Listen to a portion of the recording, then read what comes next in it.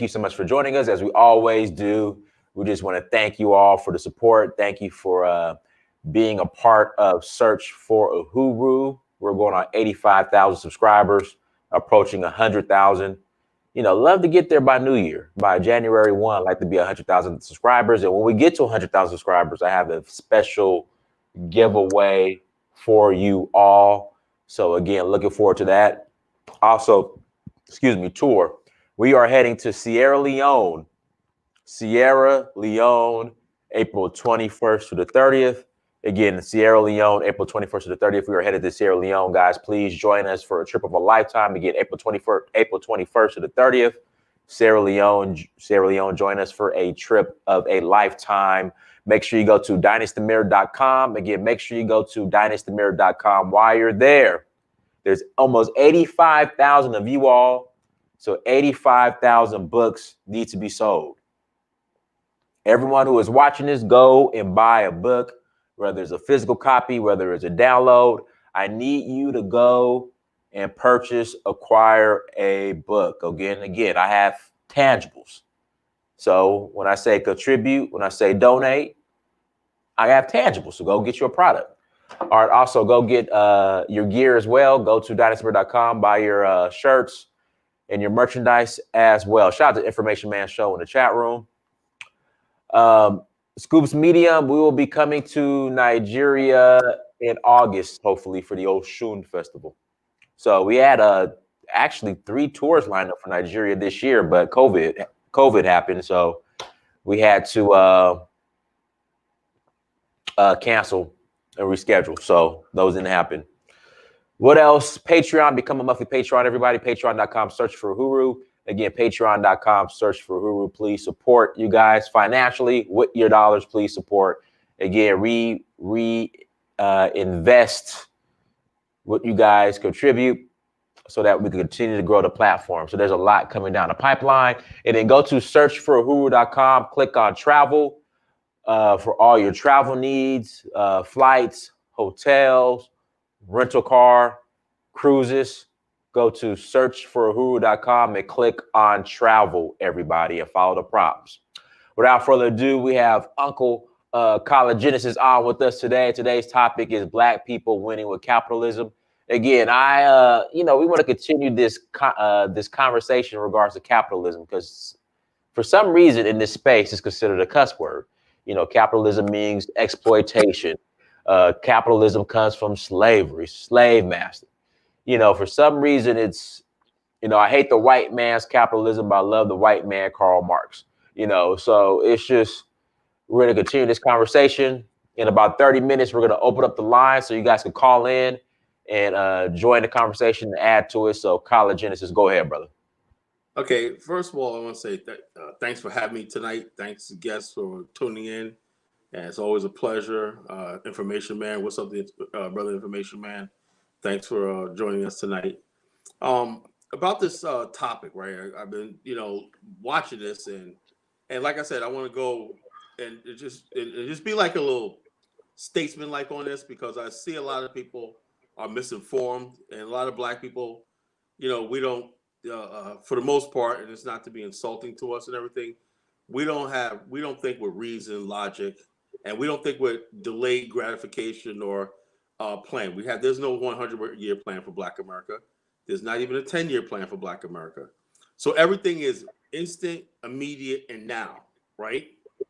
If I don't have it tomorrow or the next day, microwave success, in other words, what I call instant nationalism, instant gratification, instant everything, you don't want to do it. What people don't really seem to understand is when people have wealth, right? Majority of wealth in America is inherited, it's passed now, right? If one family has a farm and they work that farm from sun up to sundown and they pass that farm and they paid it off, they're able to give the future generations something to start with.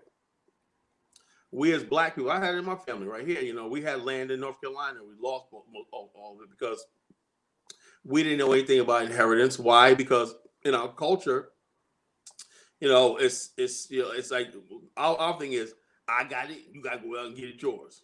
That's across the board in Black America. There's nobody. There's you don't see any black heiresses. You know, like a Paris Hilton. There's no heiress in Black America. You know. You know, you just made a great point, Colin. Let me thank you, information man. Information man, thank you for the super chat. Lady CJ Madam CJ C.J. Walker. like her. I mean, she was the first Black woman to be a millionaire. The first First woman to be a millionaire. You know, you just made a point. There's really who inherited that? Like, what happened? And then there's John Johnson with Ebony Magazine. That shuttered. The Nation of Islam, Elijah Muhammad. You know. What do you mean? Oh, they lost everything. You know, it was a public auction. Everything was auctioned off. They lost everything. The Nation of Islam assets was assessed in 1975 at $100 million, and the family was a lot of infighting and everything, and they ended up losing everything. So we have this legacy in Black America, but not passing on wealth and everything. So we don't understand wealth. We don't know how to pass it on. And the whole thing is this: in order for you to pass on wealth, you have to pass on your legacy, and it goes with everything we do. When you see a white man out there, right, and you see them out there with their kids, right, they want their kids to inherit what they had. You know, we subconsciously hate our lives so much in America. We subconsciously don't want to. Oh man, this is just what's the point? We don't want to give our kids a leg up and all this stuff like that. So therefore, it's in our culture. Oh, if I made it, you gotta go. I don't care. You gotta get it. You gotta do it on your own. You gotta figure it out. Yeah. You gotta do it on your own. Snoop Dogg said he doesn't have a will. Did you hear about that? No. He goes, I don't have a will because I don't care what happens to my money after I'm gone. So in other words, he has kids and grandkids, whatever like that. He doesn't care. They're gonna be people fighting over his will when he dies, because he's not thinking about the future generation. So if he's not thinking about his future generation, and look at 50 Cent, he disowned his own son. You know, he just I don't care about that. I hate my son. To do it. This. So what you have is in high places, right? I know this like this, but money can't buy you class. You can be rich and still be just as ratchet and ghetto as you want to be. The mentality doesn't change. You rarely ever see Black people transition for where you see, oh, this is the fourth generation of Thompsons. You know, he had the legacy. I'm sure an example might come to your mind, but I can't think of any off the top of my head. You know, it's always the same thing. You know, the son was a drug dealer and a drug addict. He scrambled it and all stuff like that. And all you see is black families and wealth just disintegrate. Or people marry outside the race, right? Like Lewis, right? And the Filipinos got their wealth of that. Like who? Oh, Reginald Lewis, yeah. Yeah. And then the daughters married outside their race. Yeah, right, outside their race. So there's no keeping the money inside the race. So then you got Bob Johnson, his daughter married outside. White guy, you know. So he's gonna stand to benefit, you know. So the whole thing is this though. You cannot sit here and be angry about race and everything. Then when it's all with the whole thing. If either you're going to be Black and do this thing for real, or shut up about it. Because the bottom line is this: it used to be a time where 99% of Black women, they wouldn't even think about marrying outside their race. Wouldn't even think about it. You know, now we have this thing where, oh, you got to explore your options, everything. So what that does is that puts Black wealth in. Do you think? Let me ask you a question. Do you think any Black man has a chance of marrying one of the Trump's daughters? No. But you know, but Colin, there's an interesting story though. There is a deception. So you got this dude, this light-skinned model dude from Sacramento, from Stockton, California, which is right outside of Sacramento, like 45 minutes. Right. His name is Jeremy Meeks. So his mugshot, like, I saw that. Yeah, I saw that. Yeah. So he married the heiress to. So there's this clothing line out of the UK. They actually had one location here in Lenox Mall in Atlanta and one in LA at the Grove called Top Shop. So he got lucky to marry to a $1 billion, like. Yeah, there are exceptions. And this dude came. Listen, this dude came straight. In fact, guys, I'll pull up the picture if you guys don't remember. And guys, hit that like button as you come to the chat room again. Hit that like button as you come to the chat room. He went viral. All these women say, "Oh, yeah." But it's a prison dude, straight out of prison. Listen, left prison and became a millionaire from Stockton, California. Jeremy Meeks, right up the street from Sacramento. You there, caller? Yeah, I'm here. Okay, yeah, I'm gonna put this up. But go ahead. Okay, so the bottom line is Hold on. Yeah, Chloe Green. and so the bottom line is this: white people, for the most part, now there are exceptions, right? Or where somebody be like so intrigued, and they'll say, "I'll marry this person who's black and everything." Then you have the Michaels, Merle Michael with the Prince, whatever his name is. There are exceptions. But for the most part, Never mind. They broke up, so never mind. Oh, nope. They did. Oh, okay. The model, model, yeah. Yeah. They brought her name is Chloe Green. So she was probably under so much pressure from her family and everything. So what the hell are you doing? Bringing nigga blood into our, even though he's mixed, bringing nigga blood into our family. And the bottom line is, hey, that's how they protect their wealth, and it goes down to everything else. There was an old boy network, right? And what I'm getting back, what I'm gonna build up to and tell you about wealth creation. Wealth has to be continuous. It's passed down, never ends. It changes hands, it changes direction, but it never ends. You can't get rid of wealth. Okay, wealth is something is a principle. It just keeps adding on. If you have something, the people who found it, and this is how you gain wealth, right? You have to be on the ground floor or something. You have to be the principal. The innovators, the inventors. You have to basically be the ones that put the work. Wealth requires initial work. Now, people say, well, what about America's wealth? America's initial wealth was created by what? Free labor. Generations of free labor built America's initial wealth, right? And that wealth, right, is stepped up like electricity. It starts in one form and it's amplified. Same thing in America. America has a initial wealth, right? It was invested in machinery. It was invested in education. It was invested in infrastructure. All these things right here that made the American experience expand and grow. But in order for you to have wealth, somebody has to pay the initial price. In America, we paid the initial price with our free labor. The banks, the insurance companies, all these things were based on the wealth that was created from free labor, right? Free labor during the plantation system in America. Okay. Now the problem is this: we know that America did us wrong. Okay, there's no one's going to doubt that America did us wrong, right? And it's just like saying, Dinus, I got my best friend was killed by a car, so I'm against all cars. Right. I think all cars should be banned. Right. I'll never drive another car again. I think cars should be pulled off the road.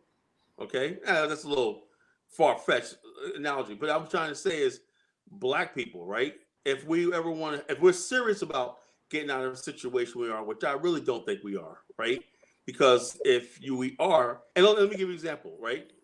A couple of years ago, there was black women who were mad at Tiger Woods. Now I look at it right now, they had a point, right? But then again, Tiger Woods never had any so-called allegiance to the black community, as I recall, right?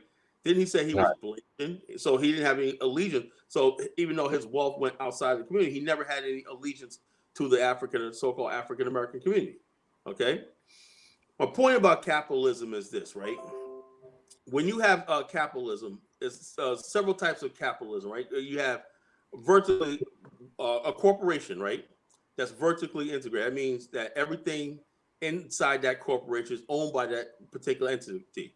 Then you got horizontal integration. That means everything's across. You have a main entity, right? And the entity buys services from allied businesses, independent businesses, as part of a collective. That's horizontal, right? My point about that is this, though. We have never, that I know of, right? When we talk about a major corporation, as far as black people are concerned, that's going to pass down from generation, right? And keep the wealth inside of our community. I don't think we had that model yet. I don't think we have ever had that model. It looked like we had that model with Ebony Magazine, but that flopped. Okay. And all these other things that we were let down with. Man, I got another one. So, over at your boy Liberian guy that owns Essence and has Sundial Brands. Yeah. They tried to railroad him recently. Yeah, what happened? I didn't hear about that. So I guess women in the company were saying that it was a toxic workplace and he was sexually harassing them. Oh And Lord, see, that's the whole thing. So they want to get rid of him, right? Get rid of him. and you know what's crazy? He ended up buying Madam C.J. Walker's estate and turning it Right. into a tech place specifically for women who For women. are Doesn't matter. entrepreneurs. And then they try to tear him down. Yeah, and let me guess, these are black women that did this, right? Of course. Of course. And man, I don't want to start the gender war. I don't want. I don't want to start. But I was shocked by that. Yeah. So the whole thing is, this is what I'm talking about, right?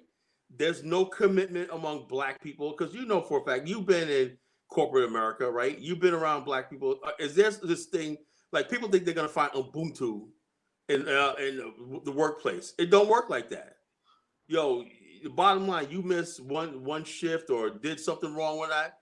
The very people that's going to report you or whatever like that are going to be your so-called black brothers because it's a dog-eat-dog world. I won't say, Carla. He said the allegations were unfounded, but it's the fact that they tried to bring the allegations up, even though they're unfounded. It's just like, there was no facts to them. Yeah. Richelieu Dennis. Is that his name? Richelieu Dennis. Yeah, Richelieu Dennis. He's a librarian, American librarian, right? Yeah, but he wasn't. He didn't. Nothing. There was nothing was founded. Like nothing was founded, and the guy's an honorable man, right? He basically tribute to African Americans and his African American. Well, a lot of librarians run away from that history. He says my ancestors were the descendants of slaves that came over here and everything. He fled in the 80s from Samuel Doe's regime, came to America, right? And then when he came to America, right, he struggled. He didn't have any connection with the Liberian community over here because they were mostly indigenous, whatever. He becomes a billionaire and everything. Now they're like, oh, give back to Liberia. And the same Liberians didn't want anything to do with him before. But now he's a billionaire. Now they want to claim him. It's funny how things work like that. Right. And another thing I want to talk about, too, is this. We as black people in America, like we talk about capitalism, right? It's when we make it, everything's good. But when we're down and out on our luck and everything, we want to point to capitalism for all our failures, right? We're failures. Okay, LeBron James. Ask the people who hate capitalism in the chat room. What do you think about LeBron James? This is what I'm talking about. Oh, don't say nothing about LeBron James, Colin. You can't say, well, LeBron James is making money in China, right? China is an oppressive, brutal regime, right? Most of our rappers and everything use cheap slave labor to make their products. Okay, Diddy does it. They don't care. They outsource horizontal integration of business. A lot of the clothing lines you see in the hip hop world are made in third world countries to outsource down the line, and people are working in sweatshops. But you won't say nothing, right? Because they are your favorite rappers. They're your favorite sneakers. You're gonna buy your Jordans. You don't care where it came from, right? So on the other hand, when someone is sitting there talking about capitalism as far as like nation building and everything, suddenly you got so much to say. Someone, capitalism. Well, you were standing on line for 8 hours for your pair of Jordans. That didn't cross your mind one bit. None of that crossed your mind when you were sitting on the line for your pair of Jordans. Yeah. For your latest pair. And the same pair of Jordans that he releases every year, every 2 years. He releases the same Jordans every 2 years. That he probably cost him $1 to make in China or whatever country you don't care anything about. So what I'm saying is this: tonight's topic is about people. I just think people use that capitalism as a buzzword. They don't really understand what it means, right? They don't understand what it means, right? Same one. Oh, I got a YouTube channel, man. Let me try to monetize this. Oh man, you want to monetize it, man? Oh man, you ain't real. You ain't. Yeah, real. But the thing is, the same ones when they monetize theirs, it's all good, But when they see somebody else monetizing it, oh man, you a capitalist, man. You a capitalist, but you making money, So yeah, Dynas is on here selling books, right? He has a product he's selling, right? He has services that he's selling, right? If you choose to buy his product, right, that's good. He's giving you something, a fair exchange. Do you understand that sort of system has existed in Africa for thousands of years? Do they understand the Mansa Musa The Mali Empire was one time the richest empire that the world's ever seen. It's way surpassed Rome and Greece as far as wealth. There was trade between the cities of West Africa were the main trading hubs of the world at the time. Good people, these trading men called Dayula, West Africa means trader, right? Merchants or traders. They had a worldwide global network that stretched as far as India and China. They were making money. They had wealth, right? They built cities. They built towns. They had schools, libraries, everything. Isn't that what I thought civilization is supposed to be about? Right. There was nobody sitting around waiting for a handout. Now, the whole thing about this, we don't live in America. Is not a pure capitalist society. There's no such thing as real capitalism, right? There's no such thing. No, it doesn't exist. We live in a capitalistic system, right? With a social safety net. It's like a hybrid of both, right? So when people saw capitalism, what they're really attacking is people who have drive and ambition. They're going to make it shame that somebody like I saw one young man that Puff Daddy, invested in his startup app. It's gonna make $1 million. You heard about that? No. They're gonna invest in this platform. The guy created a platform app. I don't know what it is. And he said P. Diddy and several other people invested in his app. Nas and all these people are investing in tech, and they're getting rich. Nas and Jay-Z made more money investing in tech companies than they did when they're selling music. Right. So therefore, are we supposed to hold it against them that these guys are making money? Lil Wayne invested in a publishing company, okay? And in spite of people think Lil Wayne's ignorant, Lil Wayne's not ignorant. Lil Wayne's smart. If you really listen to Lil Wayne, he's very, very brilliant. He's college educated. He's really brilliant. In spite of all what he puts out there. Yeah. So the bottom line is this: what it is the people who are never going to win in Black America, right? Never going to win. And then this is what they always do. Before I even look in the chat room, right? Well, it's all about the individual, huh, Kala? Yeah, that's what it really comes down to. Because, like as I told you at the beginning of the show, there is no collective, right? When you try to bring the so-called collective together, right? What happens? Some black people are going to be the ones that's going to try to take you down. But what about the collective? No, the collective. I believe that there should be. We're living in America. Like, there's no collective Black America. I don't believe it. There's no collective, right? But at the same time, don't hold people back for if they're going to play this game. Let them make their money, make them billions of dollars, right? Because when opportunity is available in Africa, wouldn't that be the class of people you want to invite to the continent to build something? Right. You ain't gonna build anything with the people sitting in the chat room talking about KKK capitalism. Those Negroes in the chat room, talk KKK capitalism, the white devil. Blah, blah. Take them broke, dusty niggas and put them in the trash somewhere. They're not gonna get you anywhere. What you want to do is encourage capitalism. The guys who could run banks, insurance companies, finance companies, international trade, all that stuff, like global supply chains. That's part of your army. You want to look at them and say that's part of our army. But we don't have a nation mindset. So we see a capitalist brother who's making money as the enemy instead of as a potential ally. No one has interviewed those brothers who brought hedge fund and investment to Uganda, 350 million. I've been trying to find them, Kala. I mean, when you can find them, let me know. I can't find them. Because we talk about we want invest. And let me put you on some secret. Africa does. I talk to Africans. I talk to African officials, right? They don't want your dusty investments. Those are the type of Black people they want over there. Those type of Black people can bring that sort of investment over there. That's a primary. That's an anchor, right? Everything. If you look, let me give you an example, right? When you see Indians or Chinese come to a country, right? First thing that comes is the major corporations, the top level, the pride and joy. Like Mitsubishi will come in, right?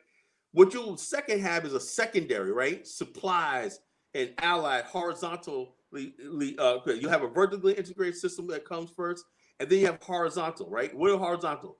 These are people that are part of the same ethnic group, right? But they do things like there'll be a supplier, a mini supplier. There'll be people that do contracting work here and there and everything. And next thing you know, you got a whole community in that country. from the same country. But what we don't want to do is recognize that there's people that we want to put on in top people, and if we could ever do this as a race, right? If we do, let's say we do find these brothers that were in Uganda, if we ever say, you know something, we're gonna make these guys our point men in the country of Uganda, and we're all going to get behind them. You know, we don't understand everything, but we're gonna make them our point man in Uganda. Then next thing comes the support system. There's no support system for Black organizations that are on that sort of level. We don't want anything to know with them. We want to sit there and tell, oh, you're a Negropean. Oh, you're a colonizer. You're doing some stuff like this. But at the same time, you know you have no power to stop the Chinese, right? The Chinese are, yeah, okay, we're capitalists. We're here to make money, right? The Black people coming over there got to apologize before he gets off the plane. Oh, we're gonna do this. No, we're here. We're investing. We're bringing $350 billion of people's pension funds, 401ks, and everything. We have to return a profit. You know, that's our main goal right here. Now, when that happens and everything, the next investment could be $1 billion we bring over here. That's how you have success. But well, we want to tear the people down before they even get started, and then we're gonna sit here on YouTube complaining all day about who's not going to Africa. We should go to Africa, nigga. Sit your ass down. You know. Hey, God, can we not try to say the N word? Okay, yo, sit your Negro. Sit your ass down. Okay. But anyway, the bottom line is this. I don't think we understand what it means. We think capital is a bad word because we don't know how to use it, and we don't know how to embrace it. We don't want anything that's complicated, anything we don't understand. You know, our people want to destroy. We want to demonize. The main thing is this: we basically, as Black people, we're undisciplined, and we do not like hard work for the most part, and we don't know how to sacrifice. Right? If you don't think about forget about yourself. Right? Think about the next generation. When you see people doing something in their 60s, 70s, and 80s, you think they're doing it for them? No. They basically saying, I had a good life, right? You go to any other race of people. I had a good life, right? I want to pass this on to the next generation. That gives me continuity. That gives me a sense of my posterity. I'm passing something on. I'm leaving a legacy. But we don't see anything like that. If we don't benefit it personally right here and now, we don't want anything to do with it. You know, how's this gonna put money in my pocket? Okay, there's a proposal for a $500 billion platinum plan, which, if you look at it, if Donald Trump delivers on that, generation after generation of Black people will have something. You have something to build with, right? But we have to do our part. We cannot have a community with broken families and all this stuff like that, and crime and all stuff like that. We have to change. You can put all the money in the world, but if you have communities where you got people living in communities who own homes, but they got zero equity there because they have no resale value. Those are things we have to change, right? So when people say, "Oh, God, look, I love my people enough to tell you like it is, tell you like the truth." When you tell Black people the truth, a lot of times they get angry with you. They don't want to hear the truth. But I want to tell you the truth, okay? You know, you can put $500 billion in Black America until we change who we are and how we're not going to help ourselves, and we're not going to be able to help Africa or invest in Africa. We're just kidding ourselves. All right. Guys, 1 second, guys. Make sure you hit that like button again. Hit that like button. Please hit the like button, everybody. Make sure you share the content as well. Go to dynastymirror.com. Get your books, get your shirts. Go to dynastymirror.com. Support and then tour April 21st to the 30th. Again, April 21st to the 30th, we are going to Sierra Leone. So please come and join us. Again, please come and join us in Sierra Leone. If you have any questions, go to dynastymirror.com and send me a message. All right, go ahead. Okay. And another thing, I don't think people understand when they say capitalism is bad and whatnot, right? Okay. I asked a person, that shirt you got on, how did that come to you mean? Was it socialism that gave you that shirt that's on your back? No, it was capitalism. Somebody said, I have an idea for a design, right? I put it out there in the market, right? I got the raw materials, right? I had a marketing game plan, and I had buyers set up, right? A distribution set up, so they're going to buy and distribute it. And I had advertisers. I created a product, and I made money. and say, well, you're exploiting labor. Look, let me tell you something. We have minimum wage laws in America, right? So every time, this is another thing. Every time you see somebody with a business, right? He's not an entrepreneur anymore. He's an bloodsucker and exploiter. He's an enslaver. I've heard the comment that people that employ people are actually oppressors and enslavers. So who are these people saying this? These are people sitting around collecting a government check who are too proud to go work a 9-to-5 job. I ain't working for no 9-to-5. Well, how are you making a living? You know, how are you making your living? I want to know that. You know, and I want some of these people to call in tonight and challenge me on this. Yeah, guys, what we're gonna do? Let's see. What time? Let's see where we're at. Where are we? Guys, let's go ahead and open up the lines. Let me read the super chat. Theo, Africa and Black folks have been ran through by capitalism for years. Like with slavery, there are always a few Black. Theo, call in. Theo, call in. All right, Theo, you want to call in? Call in, Theo. Scholar, you gotta let these people talk too when they call in. You gotta let them talk, caller. You gotta let them talk. All right. If you guys want to call in, send me an email at uhuru@searchforuhuru.com. Again, uhuru@searchforuhuru.com. Send me an email, and you can call in and ask your question. Again, uhuru@searchforuhuru.com. Send me an email. Link is in the chat room. Guys, hit that like button, please. All right, go ahead, Colin. Okay, now, and there's another thing, right? People don't really understand, right? The racist system, right, in America, that was capital. Capital means you could fail, right? The government, right? The socialist system was white people were guaranteed by race a place in the social order, right? Guaranteed income. They had jobs. Okay, you just watch over the slave and everything like that. Slave catchers, all these jobs and positions were created for white people and everything, right? To keep them happy in the system. Was that capitalism or was that socialism? That was socialism. People don't realize that, you know, the plantation owners and everything. They didn't have to worry about runaway slaves. The state provided that for them. If it was real capitalism, right? If you have a runaway slave, you would just take the loss, right? No, the states had the patrols. They had people who ran auctions, who captured slaves. There was even an article I just read recently, and I've known about this, where Black people were kidnapped from free territories and sold back into slavery. Yeah, in New York. In New York, you know, I always known about that, right? But it was really bad in New York. In places like Baltimore, you have Black businessmen, right, who were basically kidnapped by white criminals and white thugs and everything, and sold into slavery. You know, and it happened to Solomon Northup in the show, the book, and the movie 12 Years a Slave. So this idea that, okay, we understand that. Hey, but was that a good movie, Colin? I never watched it. Oh, it was really good. It was really good. It was really. I mean, there wasn't no weird ass rape. No. Was there any like weird ass rape scenes in it or crazy shit like that? It had something like that, but watch the movie. This was actually a good movie. I don't know what it is about British actors, right? Because all that cast were all British, you know, with non-African American. Chiwetel Ejiofor is British. Michael Fassbender, I think he's Irish, German. And Lakeisha, she's what? Kenyan, right? Lupita? So, yeah, Lupita. Yeah, Lakeisha. So bottom line, huh? You said Lakeisha.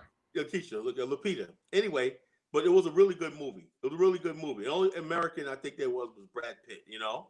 He came in there and stuff like that. But for the most part, I don't know what it is. And Steve McQueen, the director, is British, you know? I don't know what it is about British people, British actors, and Black actors, they make better films and they just seem like they're better actors. That's just my personal opinion.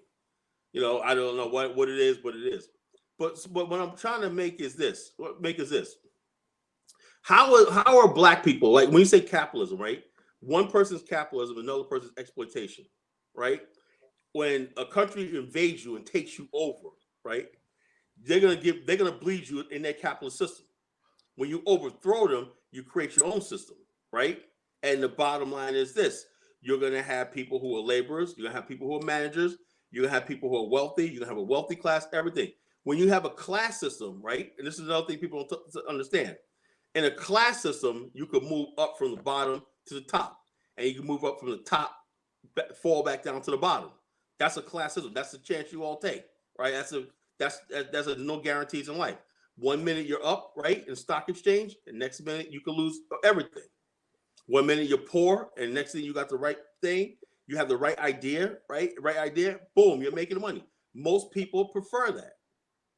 Now, the people who don't like that are the people who have no ideas, no inventions, or the people, even though they have no ideas, no inventions, right? Human nature is, I want to see other people win. I want to see other people win. I want to see they're inspired by people who rags to riches story. Why do you think we have these shows like Lifestyles of the Rich and Famous? Okay, Right. All right. It's just human nature to want to. Why do you think people come to America?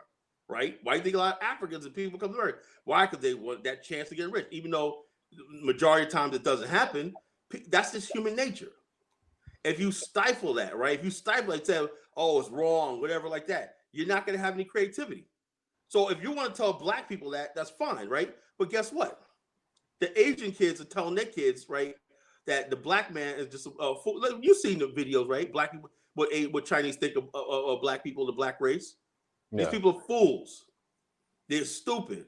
So they're going over and saying, we're going to build everything. If they don't want to create nothing, we're going to sell it to you. We know you want mopeds. We know you want cars. We know you want all things. So if you guys don't want to do it because you don't want to support your own, like the black-owned car companies, or okay, even though they disassemble in Africa, right? But nobody buys them. Nobody buys them. Nobody supports them. Nobody supports the black-owned, the growing African car industry. Nobody wants anything to do with them. Oh, that capitalist pig. That capitalist. Okay, so since you're not going to support them with that, right? Guess what? The Chinese and the U.S. people are going to. Is this my friend Mike? It's your friend Mike. Go ahead, Mike. Hello, what's up, man? I got Mike. There's something I meant to say last time on the show. I didn't get a chance to, so I'm gonna deal with you tonight. Okay, we're good, brother. It's okay, man. I mean, I'm never afraid of losing an argument or losing a.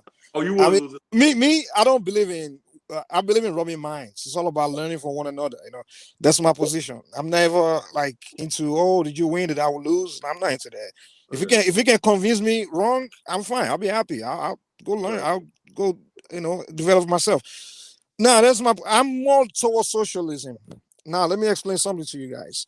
See, in life, there's really nothing right or wrong. It's just when and how it's practiced, and the application of things is what matters, is what determines whether it's right or wrong. Now, when you talk about global capitalism, I think black people, we have to pull out of it as soon as possible. We should not be participating in that. Now, let me explain one thing about capitalism, right? Let me use this simple analogy. There's two hunters, right? Two men. They go into a jungle to hunt for their family every morning. Now, one has a gun, the other one has a knife. Now, every morning, there's only 4 animals in the jungle for them to hunt. Now, they get there at the same time. The one with a gun pull his gun, and the one with a knife pull his knife. Before the one with a knife gets to the animal, the one with a gun already shoot down all 4 animals. Now, in the capitalist system, in the capitalist rule, whoever killed the animal gets the animal. Now, the guy with the gun. Well, let me just. You will get the. We got all night. Come on, just wait. No, we don't have all night. No. Okay, we don't have all night. We don't have all night. But I'll tell you what capitalism will work. I'm not really totally against capitalism. I'm trying to get somewhere. Just give me 1 minute. Just 1 minute. So now the one that kills all 4 animals in the capitalist rule, it keeps all 4 animals. Now the one with a knife, he has to beg for, hey, can you give me a piece? Or if he likes him, say fuck you. When in socialist rule, hey, you have to. In the socialist rule, they will tell you, okay, hey, you can't keep all 4 animals. You have to let this guy have something to take on to his family. That's a socialist rule. Now, where capitalism will work is in a jungle where there's thousands of animals, right? Now you have a gun, I have a knife. No matter how many you kill. Like, we only have a limited time, man. You go. Okay. Wait. Where capitalism will work, I'm going somewhere. Where capitalism will work is like if we in a jungle where the 2 hunters go into the jungle and there's thousands of animals, and then the guy with the gun can kill maybe 100, while the guy with the knife can kill maybe 2. Well, we can say capitalism will work in an instance. Now, in a place like United States, where United States countries control global resources and they have abundance of resources for everyone to practice capitalism. Let me ask you a question. But let me just read the last point. Last statement. Last point. Wait. In a place like United States where the United States control global resources, there's abundance, a robust economy for everybody to participate in capitalism. No matter how many billionaires it create, it's still enough room for everyone to eat something. But in a place like Africa where there's limited resources, right? We don't control much of our pretty much global financial system and global resources, we cannot afford to be practicing capitalism at this time. We have to practice socialism. All right. Let me say this, right. So first of all, if you look at Julius Nyerere, read his book when he said he practiced African socialism and it failed. It failed. Who? I don't think so. Julius Nyerere, read his book. He said it failed. He failed Tanzania. He said, have you studied Nigeria? Have you studied Nigerian history? Hold on. Okay. Hold on. Let's not Nigeria for a second, right? I know okay. Nigeria. I'm in Nigeria. I'm going to relate. Nigeria has nothing to do with. Nigeria is a special case. But we experimented socialism in Nigeria at one point, and that was the greatest. We can't make Nigeria all of Africa, okay? Now let me, Mike. You gotta let me talk, bro. Okay, go ahead, sir. Julius Nyerere said it failed. Why? Because when socialism came in, right? First of all, before the Africans came in and got educated about communism, socialism, and everything, it was already an economic system. People had their own land. They traded with each other and stuff like that. They were happy, right? What the socialists did was took the land ownership away from the people, right? And put people on communes and stuff like that, and forced them to work. Whether they want to grow, you had to do this, you had to do that. That's not socialism. That's communism. That's communism. That's not socialism. It's the same thing, bro. It's the same thing. It's not the same thing. Communism is an extreme form of socialism. Is a nice word of saying communism. It's the same thing, bro. No one says communism. They say socialism and everything. Bernie Sanders is a communist. He said it back in the 80s. He was out he said, I'm a communist, I'm proud of it. Now he says he's a socialist. That's if you want to get into the mainstream of the things, you call yourself a socialist, but you're really communist. You know? They're similar, but different is this. Communism is when the government owns everything. Well, but socialism, you own it. Go ahead. Socialism basically, if you tax people at 80%, right? If you nationalize industries and everything, it's the same thing. The government takes over everything. If the government over-regulating and telling business how to operate all the time and everything, you got the same thing. Okay, this is my position here. Both has to be practiced at the same time, but one, there has to be a balance. The thing is this in nature. Hold on. In America, we do have that balance, right?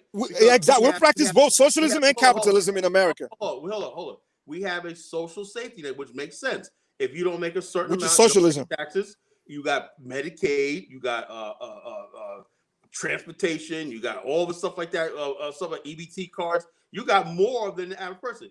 Where the problem is with people who are middle class and working class, we get nothing, and the bottom line, that's what people complain. But it seems to me that the people who talk about socialism and hate capitalism are the ones that benefit from being in a rich country where they got everything paid for. They got everything paid for. Education, they got healthcare, they got 911 calls, they got social safety nets, food stamps, all stuff like this that the abundance of the society provides for, because we have a certain standard of living. Section 8 and everything. You know what Section 8 is? I know a lot of people who take Section 8, right? And they buy homes and everything, even though they know they can afford. They got good jobs. And this has been going on for New York for years. Where you have people. Do you know that those are privileges, right? Okay, go ahead. Yeah. Bro, yeah, come on. All right, sorry. You got people who take Section 8, right? For years in New York. This has been on for years. They take Section 8 vouchers and they're making $30, $40 an hour in New York City, right? But yet they take their Section 8 vouchers and rent themselves a nice apartment. And they're taking trips. I know people, they're taking trips to the islands. They're taking trips around the world and everything. They're living like kings because no one cares in New York. They have them cracking down there. They got food. They got jobs. Both husbands and wives got jobs and everything. But yet they go in there and they swipe their card and they got a basket full of food for EBT. So this idea. So my point is this: people, when it comes to socialism and everything, especially states like New York give away so much more than it. Free college education. New York is now giving away free college education. College is not free, but they give away free college education. But my point I'm trying to make is this, though, right? Now you said about America. That's one thing. America, one thing. Okay, Africa is different. Now let's talk about Tanzania, right? Nigeria's problem is not social capitalism, right? Nigeria's problem is nepotism and tribalism, and it's basically corruption. And Nigeria is still tied to the British Commonwealth. The fact that I told you before, the fact that Nigeria didn't say, something, we're going to, at all costs, what we're going to do is nationalize the oil industry, right? And give, like Alaska. Look at Alaska. Every Alaskan gets a share of the oil revenues. I think in money checks. Share part of oil revenues, right? So you're supporting my point then. Hold on. Nigeria only gets 10% of its oil revenue paid back to it. Instead of the Nigerian oil industry being vertically integrated, which they're distributing everything like they tried to do back in the 90s under Obacha with the liquefied natural gas project, a natural gas project. Well, let's stick to the topic, man. No. I'm just saying. So therefore, if you don't have, if you have capitalism, and that's not capitalism, that's basically if after you basically do this right, and you give people a share of the stuff, right, building schools, building hospitals, like the Delta region want to do, right? The Delta rebels want to do. We want schools, everything like that, and everything. If you're giving back and everything, that's a good thing, Do you know that what we practice in Nigeria is extreme capitalism, right? And do you know that socialism? Do you know that socialism will actually eliminate the corruption that we have in Nigeria? Do you know that, right? Do you know that if we introduce socialism, right, and in the socialist system, it's government's complete responsibility to make sure. Listen. To make sure. Let me finish my statement first, at least. Let me finish the statement. I didn't finish my statement. Let me finish my statement. You can have it. Do you know that if we're practicing socialism in Nigeria, if the system is socialist system, right, that means it's government's responsibility, complete responsibility to make sure all the social system is in place, and it's going to cost money, right? If the money that's meant for the social Mike, let me ask you a question. Let me ask you a question. There is no money to steal. If the money is meant for this social system, right, social program, there's no money to steal. But if we practice absolute capitalism, Mike, you're saying too much. First of all, you said socialist system, okay? Do you know how the Nigerian gets his money, right? The oil companies pay a Nigerian a share, right? The national oil company, right, gets a share of what the oil revenues generate, right? Now, so are they going to take all the money out of the share? The Nigerian government already operates, right, most of its budget off of oil revenue. Tell me how socialism is going to change that. Let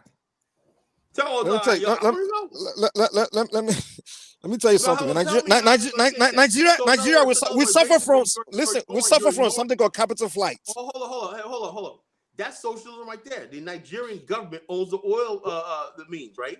And it's not private companies. What do you mean Nigerian government owns? The National Oil Corporation of Nigeria and whatnot is the one that administers the thing. It's a state-run oil company that takes money from the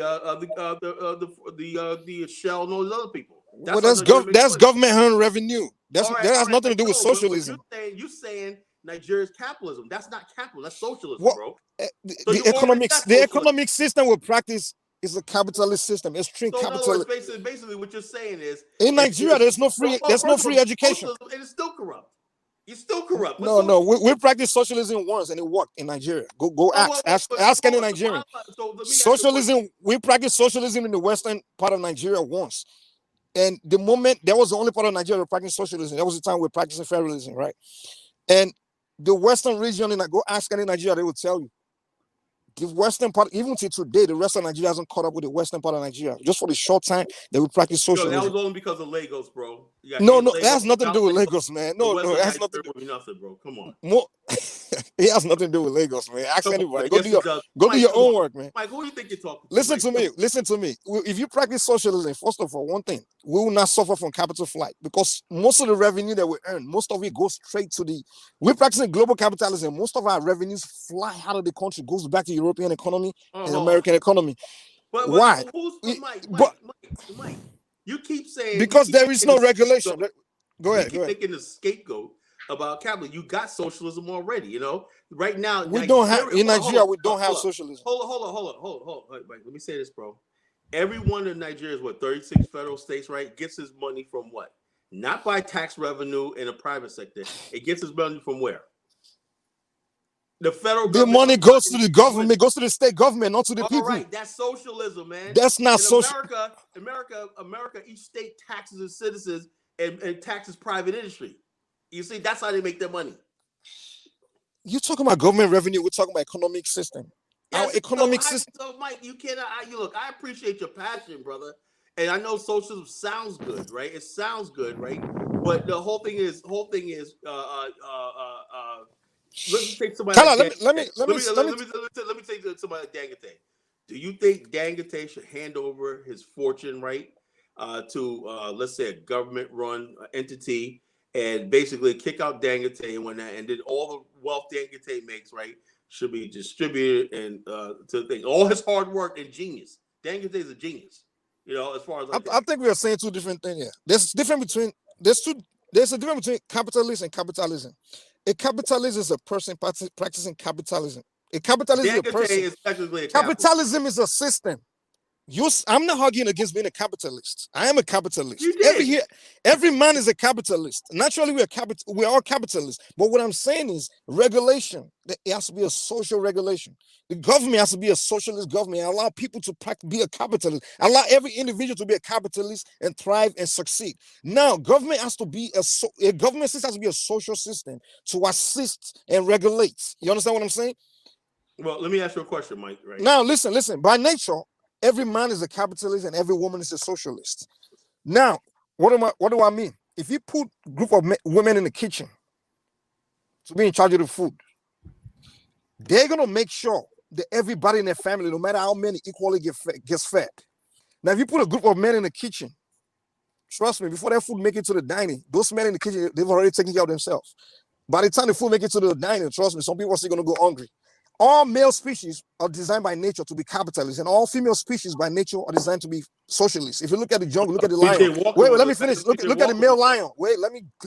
I'm just trying to educate people, man. I'm not here to argue with you. It's not about you and I. We're here to share information and rub minds and learn. It's not about debate or who's going to win, who's going to lose. That's not the point. If you look at the lion, right? When they make a kill, the male lion will jump on the food and he doesn't care. He satisfy themselves, right? Whatever is left, it doesn't matter if it's a little bit or nothing. Okay, the female lion, the lioness, and the cubs can eat the rest. But the female lion, the lioness, once they make a kill, the first thing they do is to take care of the cubs, make sure the cubs eat and, you know, shares. So by nature, women are socialists by nature, men are capitalists by nature. So what I'm saying is both has to be practiced.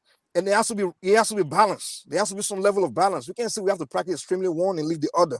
Both have to be practiced. Now, in some society, socialism is required in certain situations. Mike, in some society, capitalism is. Mike, I'm timing you, bro. But listen, man, you spoke longer. Let me just make my point. I'm not here to debate with you. I'm just here to rub minds. My point is, there's nothing wrong with neither.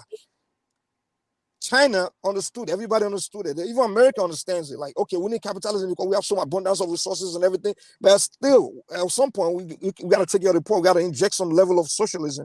You know. So my point to you is, Africa and the global system, the global economic system, we can't afford to be practicing global capitalism. We're being ripped off. We're being fucked. We're being ripped because we are the hunter with the knife. Why the rest of the world are the hunters with the gun? I asked you to clarify, right? Tell me where Africa is practicing global capitalism. So give me an example. Everywhere we're forced. We are not even allowed to practice socialism. If you listen, when Kwame Nkrumah trying to practice socialism, the West went after his neck. When Awolowo was practicing socialism in Nigeria, America went after his neck. Do you know why they do that? People say these stuff and it don't sound you know what you're talking about. African countries are forced to practice global capitalism, so that way we can suffer from capital flight. All our wealth are going to European and American corporations. First of all, that's not Africa practicing it, right? Africa has a demand for products. We are forced to practice the system we practice, the economic system we practice. Hold on, Mike. You just made a statement. You said Africa is part of the global capital system. Well, the bottom line is, let me give an example. All the cars built in Africa that are on African roads, Renault, BMW, and everything, where are they made? Where are the parts and the steel and all that manufactured there? What is your point, man? You said Africa is part of global capitalism. That means that yes, we're part of it, and we are forced to be part of it. It's not by our choice. Hold on. First of all. Now the whole thing is this: Africa, like there's our beloved continent, right here. It's like you're stuck between this global capitalism and you don't want to arm yourself. If you see somebody coming at you with guns, you said guns, knives, and everything right here. What you do is get yourself prepared for war and battle, right? Africa has shown, Nigeria is supposed to be the leader, has shown itself you ain't capable of doing that. You want all these things in the West. You want the Gucci, the Fendi. You want all these products and everything. Do you know we are forced to purchase these things, right? Hold on. How are you? Hold What- on. Mike, how are you forced to Carla, cover? Carla, we are forced to No, consume. Mike, Listen. No, how I'm are not you saying forced? individual. I'm not saying individual is forced to purchase or anything like that. But what I'm saying is a nation is forced to consume these things. African nations are forced to How is it purchase. forced? How do Do you you know? force? How do you Do, force? do you know? Do you know that European countries actually give loan to African countries to purchase their produce? Do you know that, right? They actually give you a loan to purchase their produce. Hey, hold on. If Nigeria They does for- not, well, hold on. Let's see. Nigeria imports like 300 million pounds of fish a year, right? And it has fish off its coast. You know, Nigeria imports chicken, right? But it can grow its own chicken, right? Who's forcing Nigeria to do those things? You know, that's not forced. That's something you want to do. So No.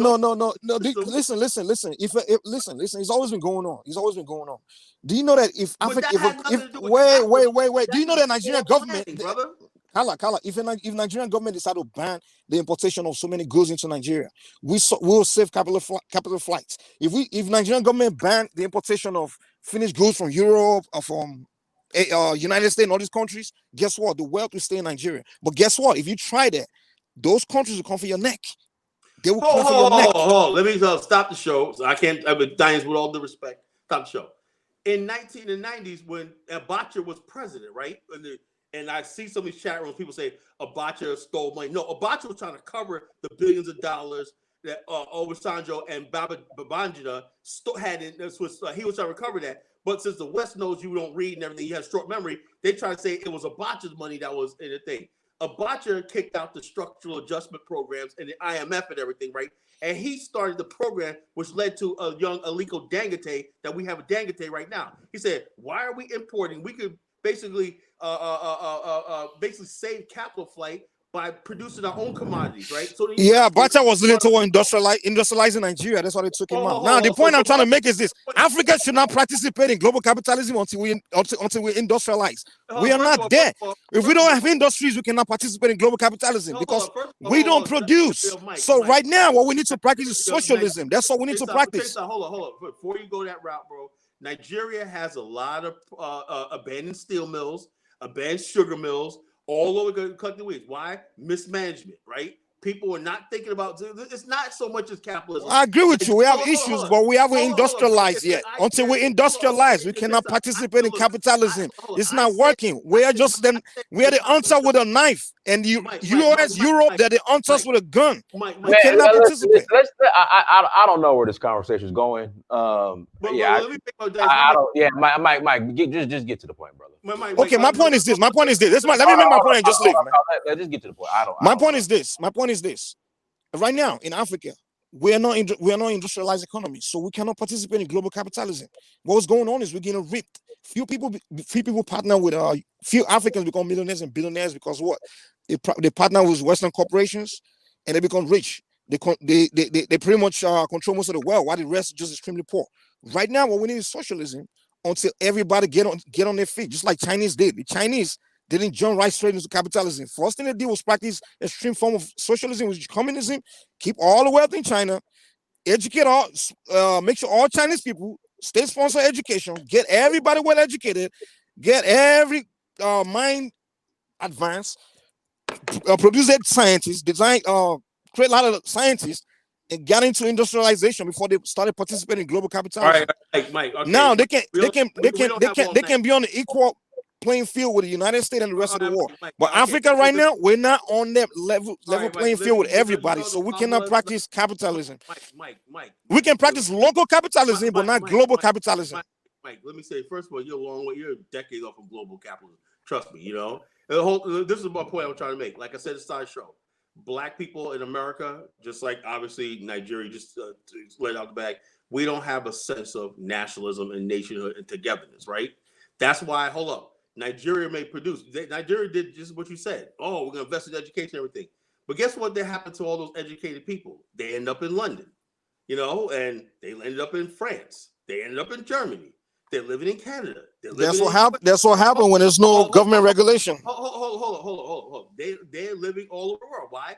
Because most Africans, right? Buy into globalism, right? They don't care about their own country. Global capitalism. Hold on. It's not global capitalism. It's globalism. I don't want to go back to my own homelandism. That's what it is. You know, let's stop the bullshit. It's like I ain't trying to go back to the homeland, to the motherlandism. I want to stay 30 years in that's Africa suffering from capital flight, man. The money is not spreading. That is the issue, bro. If and then when people go back there, no one's thinking about the long term and whatnot. Do you know the best time? Do you know the greatest time Nigeria? Oh, Mike, let me say this, bro. Do you know what? Like I said, my ancestors built Liberia, right? All we wanted was that blessed land to build and be left the fuck alone. Right? Excuse my language. Left alone, right? You guys have. I look at some of the lush land in Lagos, outside of Lagos and everything on Google Earth. I look at all these things like that, and I see abandoned projects, abandoned factories, all stuff like that. I'm like, you have everything blessed right there, you know, but you don't have a sense of this is our nation, you know, for better or for worse. Why don't you make Nigeria a nation and love that country and say, we're going to fight for it? And if anybody starts talking tribalism, smack them in the mouth and say, we're going to build a nation. We're part of the nation. Let me help you one thing. Everybody's out for themselves, right? And then basically what you're going to do is it's capitalist. No, it's freaking lack of nationalism, lack of understanding of being, lack of love of African and black being black and whatnot. No commitment to Africa and no commitment to your nation. That's the fruit of the problem. Let me address the issue. It's not capital. You can put socialism there and it'll still fail. Yeah, the issue of Nigeria. Let me tell you something, man. You guys mistake a lot of things. What we have going on in Nigeria is disagreements, not tribalism. There's a difference between tribalism and disagreements. Major difference. A black man and a white man having a dispute over resources. That's not racism. That's just disagreements. The issue in Nigeria between ethnic groups is just battle over resources and disagreement of how this is going on, how things are structured. So there's a disagreement among ethnic groups. So what's going on in Nigeria? We're not stupid enough to be tribalists, to we hate each other over different tribes and stuff. What we have is disagreements in Nigeria. That's what it is. And the reason why that disagreement is going on is because there's too many lies. That's why. And until Nigerians understand that lying will never take us anywhere, that issue will never resolve. We will never resolve the issue. That's our problem in Nigeria, because in Nigeria, like literally, I grew up learning so many things. Then until I started reading books, I found out 80% of what I learned were lies. So the problem with Nigeria is just the lying. So we have disagreement because we grew up off lies, and people don't want to be straight honest and put the truth on the table where we understand the truth. And also, let me tell you something, bro, Mike. Right? Like I said, and last comment, I'm gonna get somebody else on. We want Nigeria to win. I'm not saying capitalism in a way, but it's Nigeria's case. It has nothing to do with capitalism. You know, I do believe it's because people don't have any loyalty to the nation, the republic. I don't know. Maybe they need to do like a 2-year trials and tribulation and a rebirth. Maybe they need to have a rebirth. You know, nah, trust me. Nigerians are patriotic, man. Trust me. We love our country. Maybe they have a rebirth globally. Get all your entertainers, get everybody together and say, we're going to have a big Nigeria rebirth and we're going to do this thing. We're going to start all over again. We know Lord Lugard found this place, but now this country, Nigeria, you know, most African Americans, right? Here, I'm 24% Nigerian blood in me, you know. I'm majority Congo, but I'm 24% Nigerian blood in me, you know. So Kala, give us about 10 years. We get there. Trust me. We're getting there. We're getting there. Nigerians are. We're gonna solve our issues, man. Trust me. I've been hearing that since '93. Give us 10 years, man. Give us 10 years. Yo, the mentality. Kind of stop lying, man. You didn't hear that shit in '93, dude. Well, bro, let's get somebody on, man. All right, Danny, thanks, man. I appreciate it, Mike. No problem, bro. All right, Brandon, go ahead, Brandon. Go ahead. Can you guys hear me? Okay. Yeah, we hear you. Go ahead. Is this pandemic strike back? Oh Lord, what's up, Brandon? What's up, Kala? Hey, so first of all, I just want to kill Mike's analogy because it was trash. Like, if a dude has a gun and you're in the forest with a knife, and you're trying to go in and kill, you trying to kill someone with a knife, he shoots the animals with a gun. See, a socialist gonna be like, why can't he give me some of the food? A smart person gonna be like, yo, he needs a knife to cut the damn animals up because you ain't tearing at that with your fingertips. You ain't gonna eat it with your teeth. So you then make an agreement with him. Hey, you shoot, I cut the food up, and we split it 30-70 or 40-60. That's capitalism. What do you have versus and what do I have to leverage or trade with you for, right? Everybody wants this socialist handout. People don't understand. There's a book called Capitalism and Slavery, but I might actually use my time to write my first book, and it might be called Socialism is Slavery, right? Because or communism, which is the same, like Colin said, during slave times, yes, the slave owner was in a capitalist system. And most of those slave owners were dead broke because they were indebted to banks, right? But if you look at the actual plantation, Kala, what was the plantation? Was it a socialist system or a capitalist It was system? more socialist because everybody was guaranteed a place. You know? Exactly. You didn't get paid for your money, for your work. Your food, clothing, shelter all came from Big Daddy or the government, right? Yep. You didn't get no monetary representation of the work you did. That is socialism. You go to work, you don't get a paycheck. All you get is a little piece of paper that say you get this much food because you have this many kids.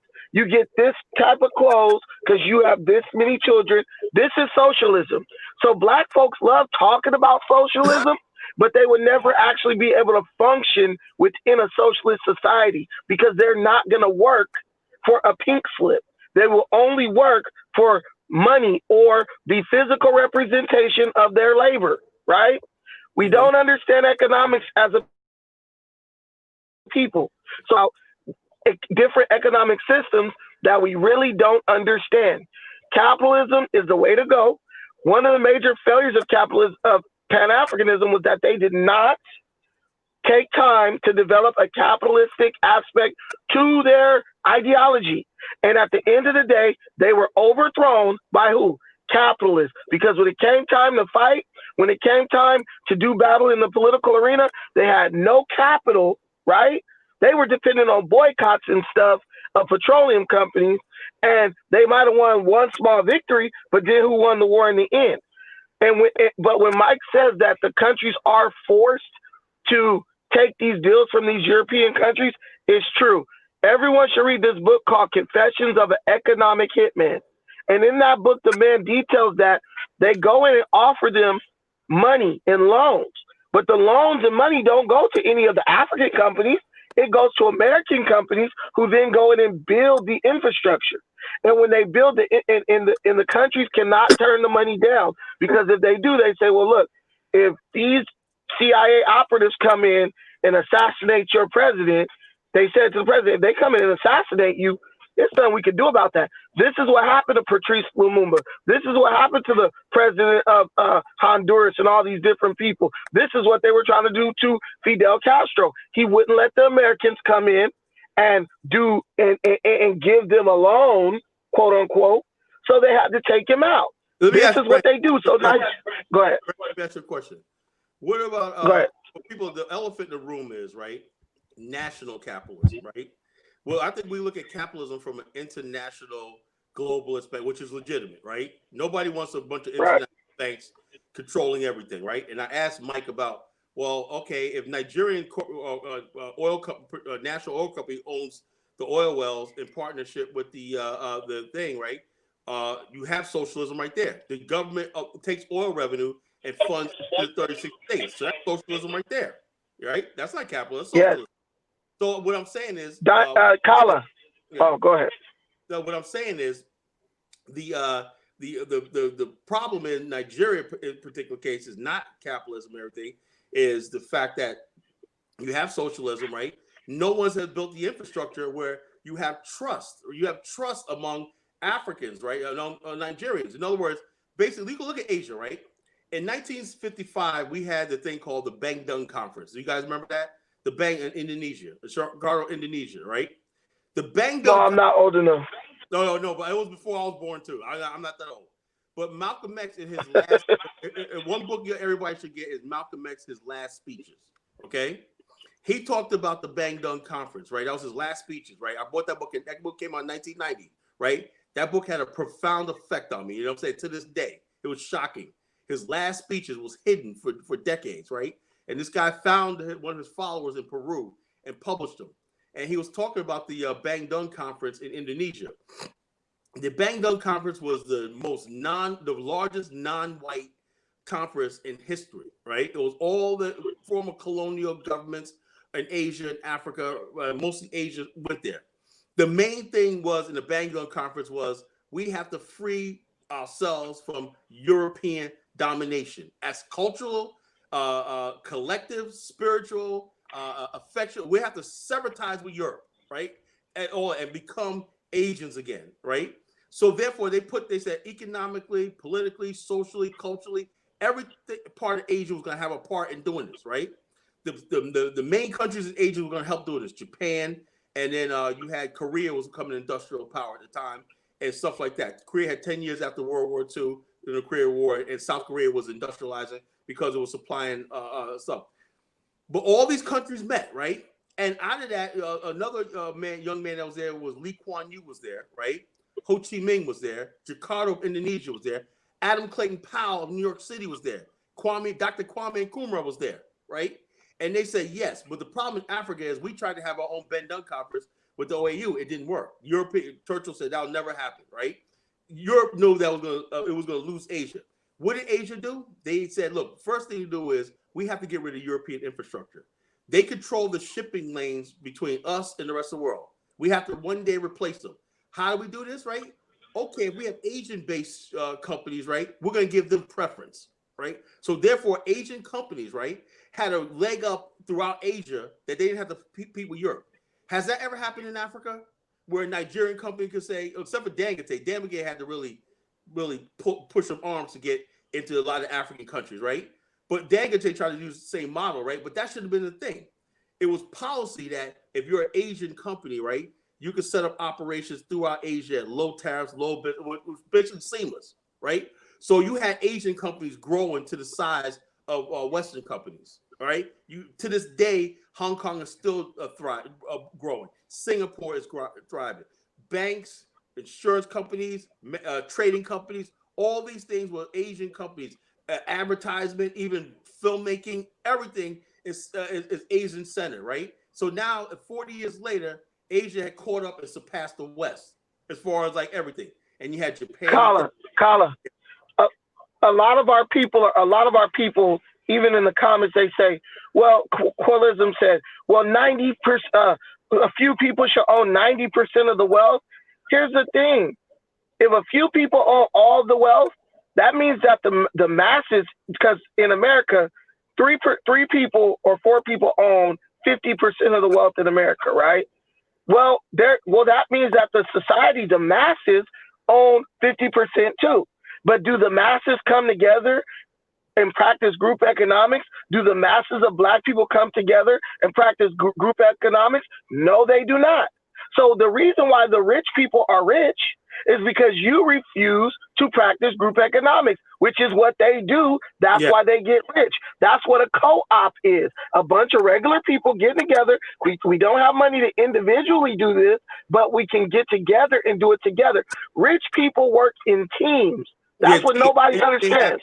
They work together. They pass that down from generation to generation. So they inherit wealth. They pass wealth down. Colin, look at the White House. Look at Donald Trump right now. Everybody who worked for Donald Trump is in his family. His sons, his daughters, stepsons. Every penny that they're getting from the government, right? Donald Trump don't need to take a salary because every penny that they're getting from the government is going into the Trump family bank. They're becoming billionaires working for the government, right? But we won't do that. We won't do that. You don't even want to live with your own sister or brother or cousin because I need my space. I need my space. Stop talking about the rich. The rich do what they have to, right? Look, I always use this quote. You have to be willing to do the things today that others will not do, to have the things tomorrow that others will not have. The rich are willing to do what you will not do. To have the things tomorrow that you will not have. And then you complain, but you won't. I got somebody in here, Black people talk about, my sister, oh, I'm moving to Texas. I said, why don't we got a 5-bedroom house in California, plenty of space. I said, why don't we just make the garage into like a unit, a unit where you can live? I already got the zoning and permits for that. Let's put our money into that and you guys can stay there. It's a huge garage, plenty of space. I have a huge lot. No, I don't want to do that because this and that, all these excuses, right? Her friend is moving to Texas, so she wants to be a fool and do that. We don't even practice group economics. So why do we complain about the people who want to do it? This is why Mexicans, Cambodians, all the Asians, they're surpassing black people because they're willing to do today what others will not do. Sacrifice for the next generation and future. And they see, and you see Indians. Let me give you another example, Brandon. Indians, black people, Indians got this. But I have, like, the landlord in my office complex, right, is an Indian guy, you know, lovely, that map, he's cool as hell. He puts a lot of black people on, right? One of his partners is his handyman. This guy could take a warehouse, right, and create office spaces. He could take a warehouse and create like 20 office suites in there. He's that good, right? So him and Matthew are working together for 20 years, right? And so my point I'm trying to make is this though. Matthew told me his story, right? He said, man, when I came from Louisville, we had nothing. I believe him too. Because I know a lot of Indians, right? People like, they own hotels. But what they don't see is, right, that whole Indian family, including the grandma, the gam, and the granny and great gam, right? They're living in two or three of those rooms in the hotel. They live in the motel. They live at the motel. I see motherfuckers living in the gas station, you know? Well, black folks, we get a business. We want to get a big car. Right. And come on, how much y'all make today? We get one donut shop. Kala. My grandpa, I said this the other day. My grandpa told me, he said Asian will have 5 donut shops and finally give himself the gift of buying a Mercedes. A black man get one donut shop and trying to support a Mercedes, a $100,000 car off of one donut shop. Right. This is the facts. We get a little something and we go give it away immediately. They invest in their wealth for years. Do you think there's a little Indian lady? I used to look. I'm gonna be honest. I used to have this one little place I used to go to when I was dating, with my wife. But because we didn't have a place or anything, we didn't have a house, so we had to, But there was this little Indian lady. She was older than dust. She owned a motel. She owned a motel. But she was old, and her whole family lived there, Kala, and we got real familiar with this. But do you think somebody's you know what your grandma gonna say? Your grandma gonna say, I need my space, and you gonna have all the space you need while you broke as hell. We gotta do what others are unwilling to do. Black people do not want to make no sacrifices. If we did what the immigrants do, we became immigrants. Black people, actually, to tell you the truth, if we're planning to leave America, shouldn't we become like America, immigrants, and start penny pinching everything and building wealth by saving money and then doing the reverse what they do? We probably make it in Africa, but you can't go to Africa out of control in America, spending all your money, nothing invested, nothing saved, everything, and then you go launch this Africa. You basically have to be like Indians. Kala, this is why people don't understand. This is the entire reason why people like me, you, and Dynas push for people to go to Africa, because we already know the mindset of our people. If our people had a different mindset, we could build in America and get generational wealth here, but that's not our mindset. So what we have to do is find a place where we can all individually go, be individuals, and still have enough financial mobility to build generational wealth. The only place to do that is Africa, someplace like Cambodia or something, where you got to only pay $200 a month for rent and then you can save everything else. But we don't understand. Every plan that we have is born out of necessity, not because we just are doubting black folks. And we're telling you, you got to embrace capitalism out of necessity. It's necessary because no other economic system, you don't even understand or know any other economic systems. So you need to get familiar with the system and exploit it in a way to where it benefits you. Arguing about idealistic capitalism destroying us, running through us. Well, then you better use it to run through somebody else, because you ain't, none of that other stuff is gonna work. Sharing, we want to do sharing gets caring, rainbow coalition. That's when you really gonna get ran through, when you have to split everything you get 8 ways with everybody else. Brandon, do you ever hear the story about the Pilgrims when they came to America? They tried that, right? Right. What they found out was, not everybody put in the same amount of work. We communal lands and all that. That sounds good. Now, the only successful model of that was the kibbutz in Israel, right?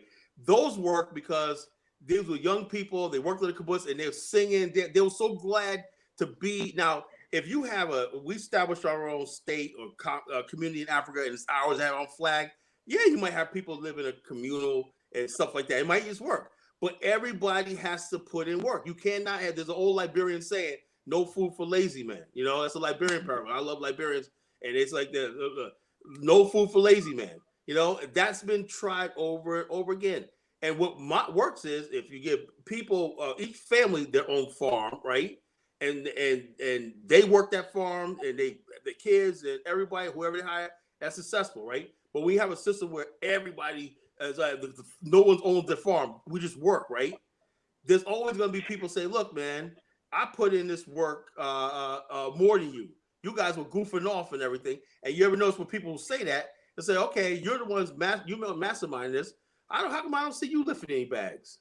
That's just nature. Hey, That's been tried over and over. We don't see you. Let me answer this real quick.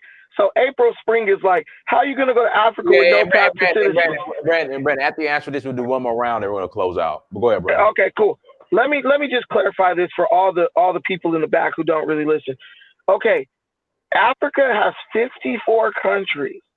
All those countries have different laws, okay? There are many countries that do have pathways to citizenship.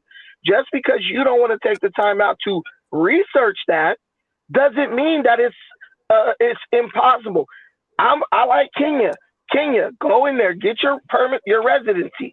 It's only $300. You literally pay, and they give you a card. You are a permanent resident here. And once you get that, when you stay there for 7 years, when you stay there for 7 years, then you can apply for citizenship, and then, or you can marry somebody and you get citizenship pretty much in like 3 years or whatever. Just like when a Mexican person comes to America, they hire a lawyer. You hire someone who knows, and they can expedite the process for you, get you your citizenship in 6 months or a year. There are many paths to citizenship. What we want is somebody to physically hold our hand and walk us down the road when we are grown people. You think I'm dumb? Do you think I'm retarded? Do you think dinosaurs bring me out here because I can't think? Of course I have a path to citizenship worked out because I'm going to work out the path for myself. 7 years is not a long time. It's nothing. I would have had it already if I would apply when I first went. Check this out. 7 years. Let me give you an example. If you go to a country, right, and the country's giving you everything to own land. The only issue I have is some countries don't let you outright own land or property, or some countries say you can't own your business outright. You got to have a local partner. No, if I'm bringing all money, my business is mine. You know, that's the way I figure. Now I can vertically, horizontally integrate my business. That means I'm purchasing from local suppliers and stuff like that. That's a good consideration. I'm buying from local suppliers before I import. Okay, I could do that. But if I get permanent residency, I can own my own house. I could do this, everything. I could do everything except run for office and vote. I think that's good enough for African Americans, to tell you the truth. To be honest with you, I think that's good. What do you need citizenship for? People want citizenship on day one are really not going to do nothing but cause a bunch of trouble. All they want to do is get in. How many immigrants are in America, and when you ask them for their ID, all they got is a green card, a permanent residency and they're card. thriving. But they got 2 businesses established. They got more businesses than we do. Established. They got a green card and they got business established. And you talk about, I want citizenship, man. Get out of here. Listen, everybody tries to say, oh, they're being rude. Here's the thing. We've been on this channel explaining this for months and years, right? So by now, you should know that as many of your people are running over to Africa, you should know there must be something going on there to where they can get what they want. And that's you got to do your due diligence to go search that out, not always drag the conversation back down to, you can't go up in a college classroom talking about, okay, but what's 1 + 1? You can't do that. They're like, you're deteriorating the cohesiveness of the conversation because you haven't done your research. We're getting to the point now where you're going to have to start doing research to really say, to keep up with these conversations, or else the conversations and the education begins to stall. So I'm not trying to be rude to anybody, but Dynas has given you his email. I think I've given my email, my YouTube channel here tons. Kala give you his radio show. If you want to know that information, just email, hey, I was thinking about going here. What's the pathway to citizenship? Or simply Google pathway to citizenship and put the country in, which is what I did. And that's how I found out. while I was sitting in Kenya. So we all have these machines at our disposal, and I'm not going to be like babying people when they can go on Google for everything else. You can find out every celebrity gossip. You can find out what's going on in Africa and how to get what you want if you care about it, if you see the value, and if you want to. So I'm not being rude. I'm being realistic with you, and you need to be realistic with yourself so you can make some progress. All right, go ahead, Carl. I'm done, Dino. No problem. Hey, brother Brandon, thank you so much for coming on. Thank brother. you, brother Brandon. Thanks for the comment. Well, I want to Thank say, y'all. Go ahead, Colin. We're closing up. I heard the reason why I did this. We did this topic today because I heard so much stuff. And in a show like this, what we're trying to do is this. You don't have to agree with me about capitalism and everything, but what thing is going to stop is this, right? Is that this movement right here, if we're trying to build with Africa, we don't need the stupid people among us. We don't need the ignorant people. What was tried in the past did not work, okay? You know, we tried, socialism and all stuff like that. We didn't even know what socialism was because we had socialism and we still have socialism in a lot of African countries because we don't have a private sector in Africa, right? So socialism is there. It's not working. It's still corrupt. It's not going any place and everything. There's still graft and corruption. You have socialism in Nigeria, you know, like what Mike was saying, capitalism. So don't throw capitalism under the bus when you haven't tried it. You don't invest in your own industries, right? That would be capitalism. And Africa is not tied to the global capitalist system, right? You are a victim of it because you, unlike Indonesia, the Bandung Conference, where they said we're going to be producing Asia's products, and they did it. They set timetables, benchmarks, and now Asia produces on cars, semiconductor, ships. They have their own banking system. They got everything they did because they put a plan in place. We have not done that with the black world, the black race. You know, I said this to Dynasty the other day. I said, look, the Echo Atlantic project, right? If we really was embrace just building, just forget about capitalism, building, right? 2003 Echo Atlantic was incorporated, right? In 2020, 17 years later, it's still not complete. It's not even complete with first phase one. Dubai at the same time was created back then, right? And look at Dubai now. It's a black man's mind. Why didn't the black man with all our colleges around Africa get together and say every country in Africa is going to work on this Echo Atlantic project? It's going to be a pride and prestige of the continent of Africa. We're going to give scholarships out to our best engineers. We're going to produce a certain amount of engineers a year, and they're going to work on this project. We're working on this project. Can you imagine if Africans were coming in like swarms of engineers and technicians? When not, the Chinese and the rest of the world will be in awe. Wow, you guys are doing this. But instead, we want to go to the Western countries. We want to go to Europe, the UK. We want to bicker back and forth between African Americans versus Nigerians, ADOS. And I'm sick and tired of hearing all this. You know, I'm sick and tired of all the nonsense between our people. You know, so if you don't believe nothing else I say, I'm dead serious about a future for our people and our race because it's in our hands right now. If we don't do this and whatnot, then we don't deserve to one day be called elders. And we're going to sit here and act like fools on election day. We're going to act like fools in these chat rooms and this stuff like this and not understand how the world works and everything. And we refuse, and we don't deserve a damn thing. So it's time to stop the games and stop the foolishness. Learn something. Stop using your emotion. How can we build? Is what you're saying building us, getting us to the next level? No. It's the same old stupid nonsense. And the reason why people don't come in and debate me on this and whatnot, because they're too scared. You know, they're too scared. I heard all this, capitalism, KKK capitalism. Well, call in. They won't do it. Well, we're about to close. We're about to close out anyway, guys. Anything like to share in closing, Kala? Okay, catch me. Can you go if you want to join my social network site is www.BAIO with a K, the number 5.ning.com. That's my social network. If you want to see College Genesis radio show, it's on Wednesday night. You can see the sticker. It's on It's GangstaVilleRadio.com. Wednesday nights, 11 o'clock. I give it to you raw. You know, it's a raw College Genesis, you know. A lot of entertainment, a lot of shock jock stuff, geopolitical, hip hop. You don't know where I'm going to take it, you know. So, but the bottom line, it's all about our family being black and Africa. I was the first person on a hip hop radio station to incorporate Pan-Africanism as a talking point. Now everybody's talking about Africa on Gangsta Radio. Everybody knows what's going on. Before it was just, they didn't know how they were going to do with me. This guy's talking about Africa. And they were on edge.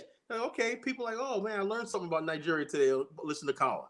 Oh, I know. Oh, what? See, I use a platform to integrate what's going on in Africa with what's going on in the streets of America. And people like, oh, okay, I can live with that. You know, I'm not all talking about Africa. I'm talking about here. I'm talking about what's going on with celebrities. I'm talking about history. I'm woven it all together. That people like, man, this is just basic knowledge. I should know. This is entertainment. You know, so it's a real funny, exciting show.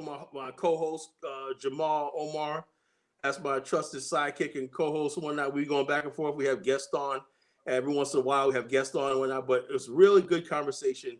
And you can check me out Wednesday night on Gangsta World Radio. You can see the sticker in the moniker. You know, the show, this platform, Gangsta World Radio, is the largest urban radio show in the country, in the world.